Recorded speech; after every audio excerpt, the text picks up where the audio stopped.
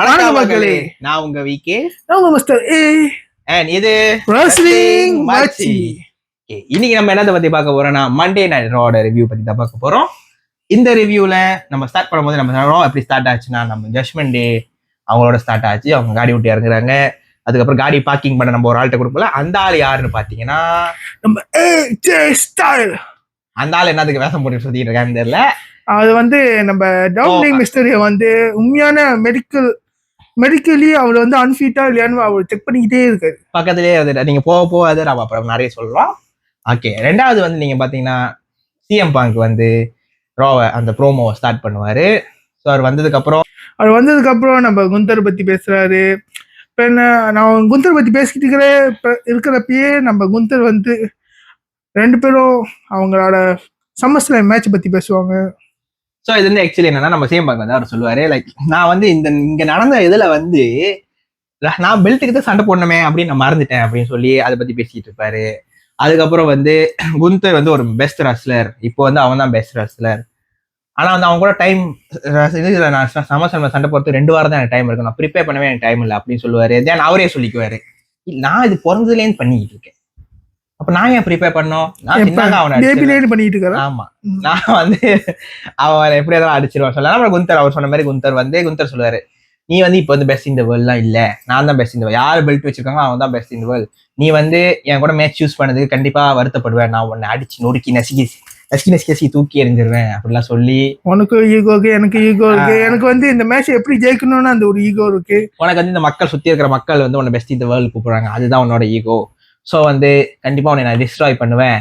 இந்த மேட்ச் ஜெயிச்சதுக்கு அப்புறம் உனக்கு சப்போர்ட்டா இருக்க போறது இந்த மக்கள் மட்டும்தான் சொல்லிட்டு, என்கிட்ட வந்து பெல்ட் இருக்கும், இது இருக்கும், அது இருக்கும், இது இருக்கும், உன்கிட்ட வந்து இருக்க போறது இந்த மக்கள் மட்டும்தான், அதை வச்சுட்டு நீ எப்படியோ வாழு அப்படின்னு சொல்லிட்டு அந்த ப்ரோமோ கட் முடிஞ்சிடும்.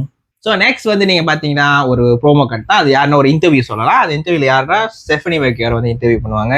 ஸோ நீங்க வந்து லாஸ்ட் டைம் வந்து எவல்யூஷன்ல தேய்ச்சிங்க, ஸோ அதோட வந்து நீங்க வந்து ஒரு பெல்ட் சண்டைக்கு வந்து ஆக்சுவலி நம்பர் 1 கண்டெண்டர் ஆயிருக்கீங்க அப்படிலாம் பேசிட்டு இருக்கும் போது நம்ம நயோமி வருவாங்க. நயோமி வந்து ஸ்டெஃபனி வெக்கியர்ட்ட சொல்லுவாங்க, உனக்கும் எனக்கும் கண்டிப்பா வந்து நீ தேய்ச்சதுக்கு வந்து உனக்கும் எனக்கு சண்டை கண்டிப்பா இருக்கு, ஓகேவா?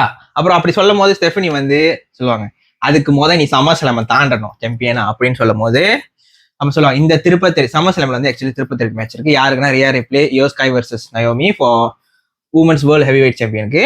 ஸோ அந்த சண்டையில வந்து யார் ஜெயிக்கிறாங்களோ அவங்க வந்து கணக்கு வந்து ஆக்சுவலி ஸ்டெஃபனி கூட சண்டை போடுவாங்க. ஸோ நயோமி என்ன சொன்னா, கண்டிப்பா அவங்க 3 பத்தி அவங்க 2 பத்தி நான் தேய்ச்சி அவங்க கூட சண்டை போடுவேன். ஆனா வந்து இதுல ஒரு பிரச்சனை என்னன்னா, நான் வந்து அவங்க 2 பத்தி தோக்கடிச்சேன், உன்னால வந்து தோக்கடிக்க முடியாது நம்ம ஈகோ ஸ்கை. ஏன்னா போன தடவை சண்டை போடும் போது அவங்க 2 பேரும் டிஸ்குவாலிஃபை ஆயிடுச்சு. அப்படி நீ வந்து ஒரு மேட்ச் எடுத்து அதை முடிக்க கூட ஒரு நாள் முடியல அப்படின்னு சொல்லி உசுப்பேத்தி விட்டு போயிடுவாங்க. அடுத்தது என்னன்னா, நம்ம ஷேமஸ் வர்சஸ் ரூசெஃப், இது ஒரு நார்மல் மேட்ச் தான். இந்த மேட்ச் ஸ்டார்ட் பண்ணோன்னே நம்ம ரெஃப்ரி அடிச்சு ஸ்டார்ட் பண்ணோன்னே நம்ம ஷேமஸ் ஒரு ப்ரோ கிக் அடிக்கலான்னு இருப்பாரு. ஸ்டார்ட் பண்ணோன்னு ப்ரோ கிக் தான். நம்ம ரூசெஃப் வந்து அதனால கவனிச்சு அது ஓடிட்டல கீழே அங்கே ஓடிடுவாரு அந்த கிக் வாங்காம. அதுக்கப்புறம் இந்த மேட்ச் வந்து இந்த மேட்ச் பார்த்தீங்கன்னா ஒரு ரிவெஞ்ச் மாதிரி தான் வரும். ஏன்னா ஷேமஸ் வந்து இதுக்கு முன்னுக்கு நம்ம ரூசெஃப் வந்து இந்த போன ரோவில் வந்து ரூசெஃப் வந்து ஷேமஸை அந்த இந்த கார்னர் சைடில் வந்து அந்த டெம்டக்கல் அங்கே வந்து அந்த பேட்சை கழட்டி அதில் அடித்து அவர் இன்ஜெக்ட் பண்ணி வச்சு தான் அவர் வின் பண்ணுவார். அதனால நம்ம ஷேமஸ் அந்த ரிவெஞ்சோடு தான் இந்த கேம் விளையாடுவார். இந்த மேட்சை நீங்க பொறுத்த வரைக்கும் பாத்தீங்கன்னா எல்லாருமே வந்து கொஞ்சம் ஸ்லோவா போற மாதிரி தான் இருக்கும், அப்புறம் வந்து நார்மல் எல்லாமே தான் சூடு பிடிச்சிரும் மேட்ச். ஸோ இது நிறைய வந்து நடக்கும். க்ளோஸ் ஹேண்ட் போடுவாங்க, சூப்பர் கிக் போட ட்ரை பண்ணுவாங்க, பைஸ்கிள் கிக் அடிக்க ட்ரை பண்ணுவாங்க, பைஸ்கிள் நீ ஸ்ட்ரைக் அடிக்க ட்ரை பண்ணுவாங்க.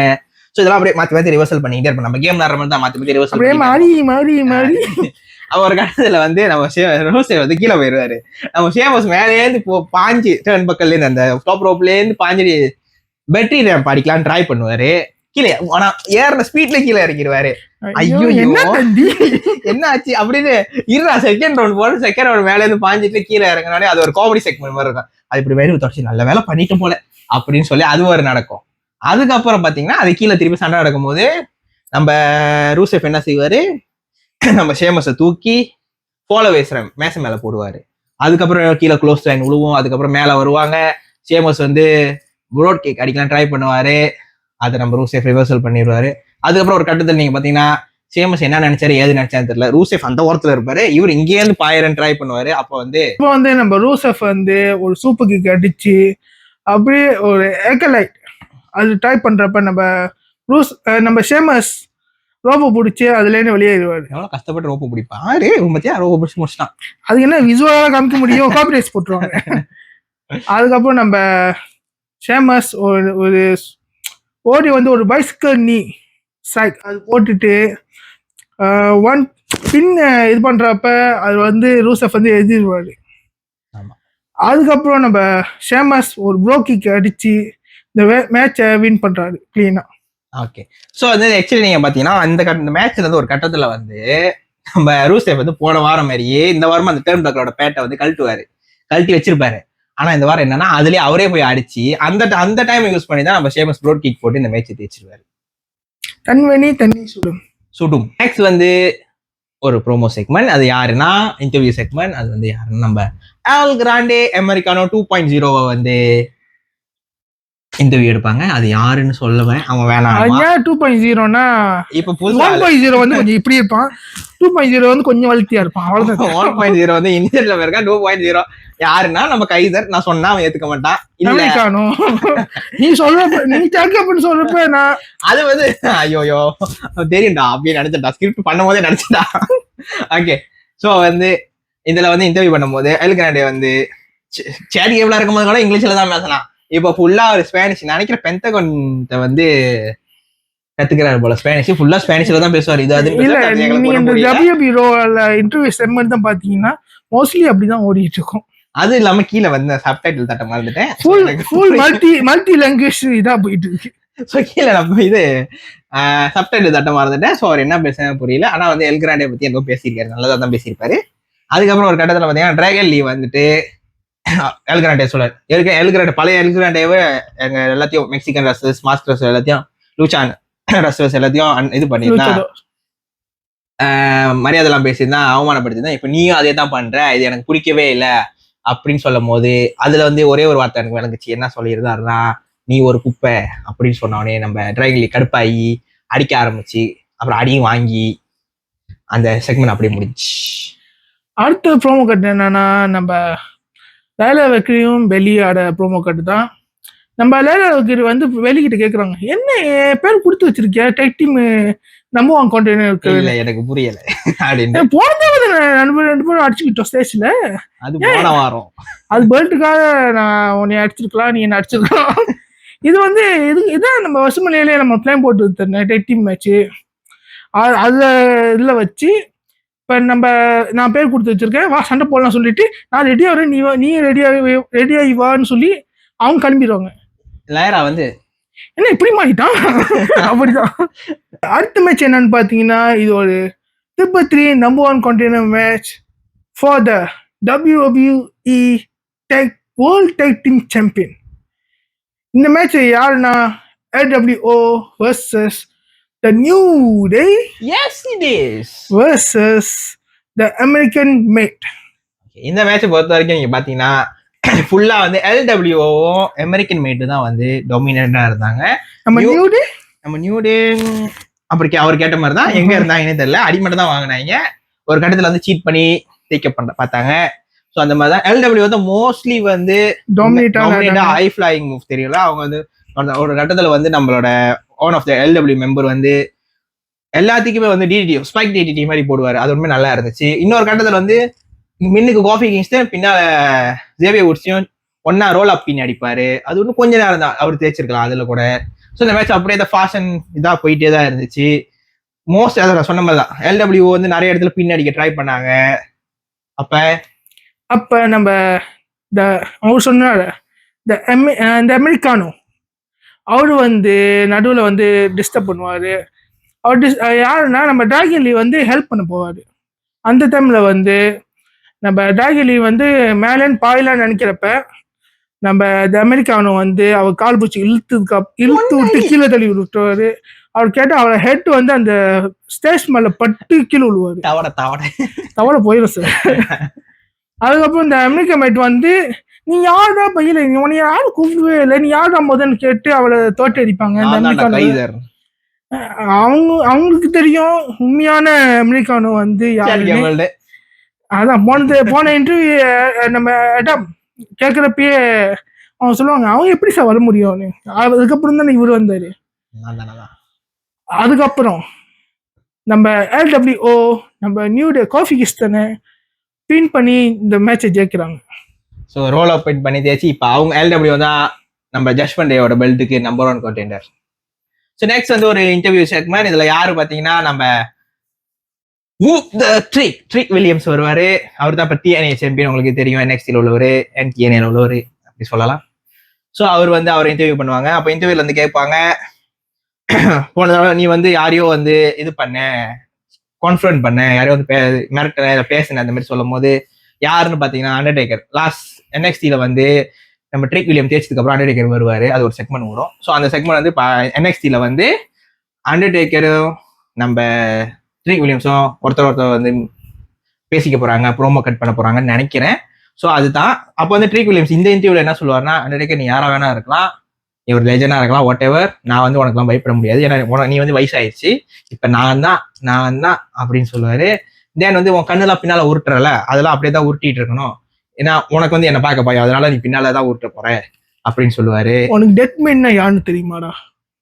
அண்டர்டேக்கர்னா யாரு தெரியுமா? அது சொல்லிட்டு இருக்கு.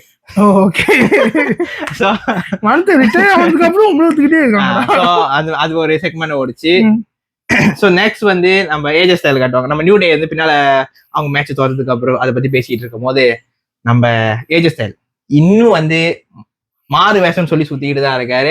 வந்து காடி அந்த பார்க் பண்றவரா வந்தாரு, இப்ப வந்து ஜெனரேட்டரா வந்தாரு, மூவ் பண்ணிக்கிட்டே வந்தாரு. ஒன்னும் இல்ல மேன், பின்ன ரெஸ்லிங் மேட்ச் கொடுக்க மாட்டாங்க, அதனால பார்ட் வேலைக்கு போறாரு, மூவ் பண்ணிட்டே வந்தாரு. அப்போ வந்து நம்ம நியூ டே வந்து சொல்லுவாங்க, நம்ம ஏஜஸ் ஸ்டைல் போனதுக்கு அப்புறம் இப்பதான் இவனுக்கு கரெக்டான ஒரு வேலை கொடுத்துருக்காங்க அப்படின்னு. அது அந்த ப்ரோமோக்கு அப்புறம் இன்னொரு ப்ரோமோ. அது என்னன்னா, அடுத்தது என்னன்னா, அது ப்ரோமோ கட்டு தான் நம்ம பெக்கிலேஷ் ஸ்டேஜுக்கு வந்து நம்ம லைலா வைக்கிறையும் ஸ்ட்ரெயிட்டா கூப்பிடுறாங்க. இல்ல இப்பவும் சொல்றேன், அவங்க நிறைய பேசுவாங்க, அதை சென்சர் பண்ணிட்டான், அதெல்லாம் வேஸ்டா. நம்ம லைலா வைக்கிறையும் அதுக்கு ஏற்ற மாதிரி வராங்க. அதுக்கப்புறம் நம்ம பெக்கிலேஷ் வந்து லைலா வைக்கிட்ட சொல்றாங்க, இந்த சம்மர் ஸ்லாம்ல நம்ம 2 பேருக்கு ஒரு மேட்ச் இருக்கு, ஆனா இந்த மேட்ச்ல நீ தோத்துட்டா அதுக்கப்புறம் இதை நீ எட்டி கூட பார்க்க கூடாது சொல்லி இது பண்றாங்க. லைலா வைக்கிற அதை அக்செப்ட் பண்ணிக்கிட்டு அதை அக்செப்ட் பண்றேன், ஆனா எனக்கு இந்த match no disqualification, no count out match வேணும். அவனும் நம்ம பெக்கிலேஷும் ஓகே ஓகே ஓகே நான் அக்செப்ட் பண்றேன், ஆனா நான் ஒரு சாம்பியன், நீ எனக்கு ரெஸ்பெக்ட் பண்ணி ஒரு கை கூட சொல்லி கேட்பாங்க. அவங்க நம்ம லைலா வைக்கும் போது ஜோசிச்சுட்டு கை கொடுக்குற மாதிரி வந்துட்டு நம்ம வெக்கிலேஞ்சோட ஃபினிஷர் மேன் ஹேண்டல்ஸ் அவங்களுக்கே போட்டுட்டு அந்த செக்மெண்ட் அப்படியே முடிச்சிருவாங்க. ஸோ இதுல இருந்து என்ன தெரியுதுன்னா, சமோசிலம்ல லைலா தோத்துருவா அப்படி சொல்லல, ஒரு ஜெயிச்சிட்டாங்கன்னா நான் அடுத்து ரிவ்யூ பண்ணுவேன், அவ்வளவுதான், வேற ஒண்ணு புதுசாக இல்லை. ஓகே, அடுத்த மேட்ச் என்னன்னா நம்ம பெல்லி அண்ட் நம்ம Lyra Valkyria versus the Judgment Day ரோசின் அண்ட் ராட்விகர்ஸ். இது எதுக்குன்னா நம்ம women WWE tag team championship மேட்ச்க்கு தான் நடக்குது. இந்த மேட்ச் எவ்வளவுதான் நம்ம பெல்லி எக்டிஃபால் லேண்டாலும் நம்ம லைலா வல்கிரி அவங்க விருப்பம் இல்லாமல் லேண்ட் மாதிரி தான் இருந்துச்சு ஸ்டார்டிங். அதுக்கப்புறம் நம்ம ரோசின் பேரஸ் வந்து ராட்விகர்ஸ் கிட்ட டேக் அடிச்சுட்டு வர்றப்ப நம்ம பெல்லி டேக் அடிக்கலாம்னு நினைப்பாங்க, நம்ம லைலா வல்கிரி அது விருப்பம் இல்லாமல் தான் அந்த டேக் வாங்கிப்பாங்க. அதுக்கப்புறம் வந்து இந்த மேட்ச் நல்லா ஓடிட்டு இருக்கிறப்ப நடுவில் வந்து நம்ம லைலா வல்கிரியும் பெல்லியும் ஒத்துமையா சண்டை போட ஆரம்பிப்பாங்க. அதுக்கப்புறம் டேக் டீம் மூவ் தான் பண்ண ஆரம்பிப்பாங்க. ஓகே, ஸோ இந்த மேட்ச் நீங்க பாத்தீங்கன்னா ஆக்சுவலி வந்து 2 பேரும் ஒன்னா ஆட ஆரம்பிப்பாங்க. அவங்களோட டேக் டீம் மூவ் போடுவாங்க. அது நல்லா இருந்துச்சு. லைக் வந்து ரோப்ல ஸ்ப்ரிங் போர்ட் பண்ணி நம்ம லைரா வந்து இது பாடி ஸ்பிளாஷ் ஒன்று போடுவாங்க ரச்சல் ராட்ரிகஸ்க்கு. ரொக்ஸன் பேரஸ்க்கும் பெய்லி தான் நிறைய ஓடும், நிறைய சண்டை ஓடும். அதனால மூவ்லாம் அடிச்சுக்குவாங்க, ஒரு கட்டத்தில் சிக்னேச்சர்லாம் போட்டுருவாங்க. அப்ப ஒரு லைரா வல்கரிக்கு ஒரே ஒரு நல்ல வேலை கொடுத்தாங்க, அதாவது ரச்சல் ராட்ரிகஸ் தடுக்கிறது. அதை கூட தடுக்கல அது. ஸோ இந்த மாதிரிலாம் ஓடிட்டு இருக்கும் போது ஒரு கட்டத்தில் வந்து நம்ம டொமினிக் மிஸ்டரியே வழக்கம் போல வந்து கச்சர் பண்ண பார்ப்பாரு, இது இன்டர்ஃபியர் பண்ண பார்ப்பாரு. அப்ப வந்து நம்ம பெய்லி அவங்கள அடிச்சு ஒரு கட்டத்துல வந்து நம்ம ரெக்கர் ராட்ரிகஸ் வந்து போரோட் கிக்கா பிக் பூட்டா ஏதோ ஒன்று போடுவாங்க. அதாவது எப்படி போடுவாங்கன்னா இப்படி இல்லை, இப்படிதான் அது ஸ்லோ மோஷன்ல அந்த கால் நீட்டுவாங்க. அவர் நடிச்சிருந்தா நவுந்து போயிருக்கலாம், ஹாய் போயிட்டாரேன் அப்படின்ட்டு. அதையும் வாங்கி, ஏன்னா அது மெடிக்கல் அன்கிளியர்னு இது பண்ணோம்ல, அது கூட பிரச்சனை இல்லை. எனக்கு அடி வாங்கினது கூட பிரச்சனை இல்லை. அடி வாங்கிட்டு வாங்குறது மூஞ்சில, குடிச்சிட்டு இருந்து வயிற்றுல. அது கனெக்ஷன், ஒயரிங் கனெக்ஷன் மாறிடுச்சு.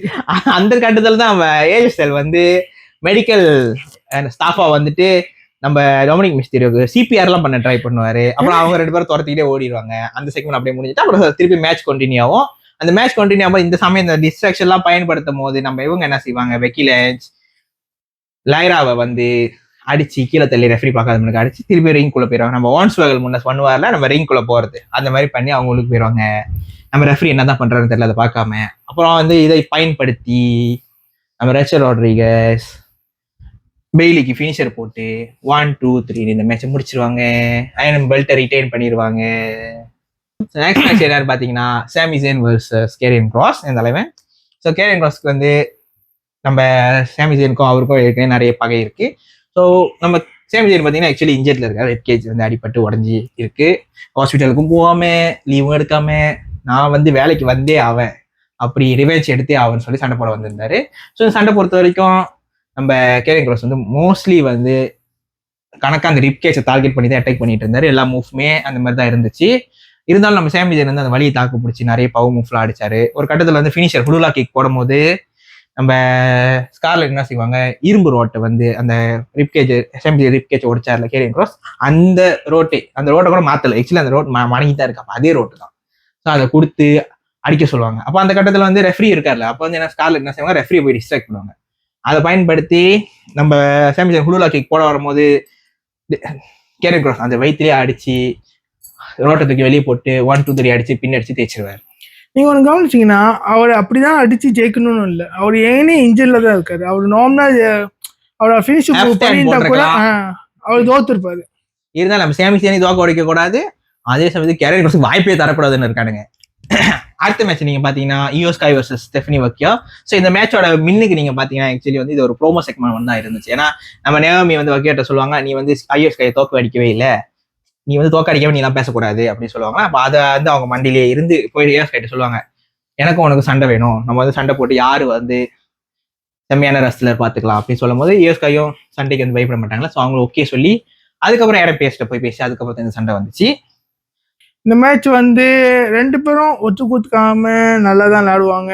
மாறி மாறி ஒரு சிக்னேச்சர் மூவ், அவங்களோட ஃபினிஷர் மாறி நடுவில் வந்து நம்ம ஸ்டெஃபனி வந்து அவங்களோட சிக்னேச்சர் மூவ், அது எப்படின்னா இந்த டீவில் கிஸ் அது போடுவாங்க.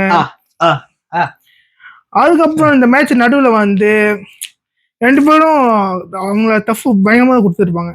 நடுவில் வந்து நம்ம பைப்பரும் நம்ம அல்பா ஃபயரும் வந்துடுவாங்க. வந்து அப்போ கூட டிஸ்குவாலிஃபை ஆகாது. நம்ம ஐயோ ஸ்கை வந்து 2 பத்தி அடிச்சிருவாங்க. அடிச்சு 2 கிலோ வந்தோடனே பின்னாடி நம்ம செல்சி கிரீன் சரியில்லை சார், அப்படிதான் சொல்லுவாங்க. செல்சி கிரீன் வந்து 2 பத்தி அடிச்சு போட்டு அதுக்கப்புறம் நம்ம ஐயோ ஸ்கையும் ஸ்டெஃபனியும் வந்து எரிஞ்சு அவங்க 2 பேரும் சண்டை போட்டு அழைச்சி கீழே தள்ளிடுவாங்க. கீழே தள்ளி அவங்க போஸ்ட் காமிச்சிட்டு இருக்கிறப்ப அப்ப வந்து நம்ம நயோமி 2 பேத்தையும் வந்து அடிச்சு ஆக்சுவலி ஈயோ ஸ்கை அடிச்சு அவங்க போயிட்டு ஸ்டெஃபனி வச்சு கீழே வந்துருவாங்க. அதுக்கப்புறம் ஈயோ ஸ்கை வச்சு வாங்குவாங்க நம்ம நயோமி எல்லாம் சேர்ந்து அடிக்க ஆரம்பிச்சிருவாங்க. கீழே வந்து ஸ்டெஃபனியை வந்து இவங்க 2 பேரும் அடிப்பாங்க. மேல வந்து நயோமி வந்து ஈயோ ஸ்கை அடிச்சுட்டு இருப்பாங்க. அப்ப நம்ம தலைவி மியூசிக் ஹிட் ஆகி அவங்க வந்து வந்த வேகத்துல வைப்பருக்கு ஒரு பிக் பூட் விழுவோம். எல்லாத்தையும் அடிச்சுட்டு நயோமியும் போய் அடிச்சுட்டு எல்லாத்தையும் அடிச்சு விரட்டிட்டு ஒரு கடத்துல வந்து ஃபினிஷர் ட்ரை பண்ணும் போது நம்ம நயோமிக்கு வந்து நயோமி ஓடிடுவாங்க. அந்த சமயத்துல வந்து யாரும் போல என்னைக்கு வந்து அவங்கள அடிச்சு அவங்க ஹஸ்பண்ட் வர போறாருன்னு தெரியல. அப்ப வந்து அடிச்சு எல்லாரும் 2 பேரும் 3 பேரும் சேர்ந்து அடிப்பாங்க. எனக்கு வந்து இயஸ்காயும் நம்ம ஸ்டெஃபனியும் ஒரு சூப்பர் கிக் போடுவாங்க.